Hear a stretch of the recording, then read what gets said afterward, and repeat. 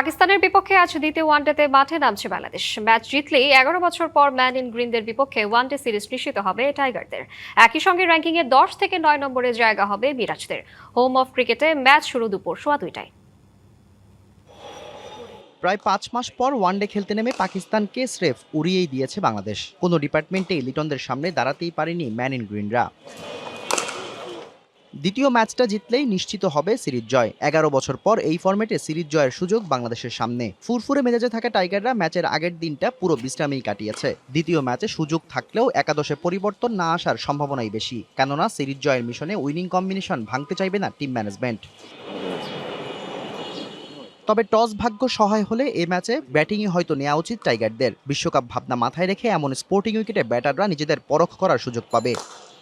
যেহেতু এখানে আমরা ট্রু উইকেটে খেলছি এবং অ্যাজ এ স্পিনার হিসাবে ট্রু উইকেটে বল করাটা একটু বেশি চ্যালেঞ্জিং। আর আমার কাছে মনে হয় যে আমি যদি অবশ্যই ভালো জায়গায় বল করতে পারি, লেন দুইটাই ট্রাই করতে পারি, আমার কাছে মনে হয় যে সাকসেস হওয়ার চান্সটা বেশি থাকবে। অন্যদিকে খাদের কিনারায় থাকা পাকিস্তানকে সিরিজ বাঁচাতে হলে এই ম্যাচে জিততেই হবে। যদিও টাইগারদের মাঠে কাজটা বেশ কঠিন। একে তো নতুনদের নিয়ে গড়া দল, তার উপর আত্মবিশ্বাসও তলানিতে। তবে এই ম্যাচে পাকিস্তানের একাদশে পরিবর্তন আসার সম্ভাবনা বেশি। প্রথম ম্যাচে নাহিদ রানার গতির সামনে পরাস্ত হয়েছে পাকিস্তান। ব্যাট হাতে ঝোড়ো ইনিংস খেলেছেন তানজিদ তামিম। দ্বিতীয় ম্যাচে তারাই কি জ্বলে উঠবে, নাকি দাপুটে পারফরমেন্স দিয়ে অন্য কেউ নজর কাড়বে, সেটাই এখন দেখার অপেক্ষা। Shahriar Hossain, DBC news desk. Anti slipper technology ও সফট টেক্সচার টাইল, নরম ঘাসের স্পর্শ, সাপোর্ট গ্রাস ম্যাট, নান্দনিকতার ছোঁয়া।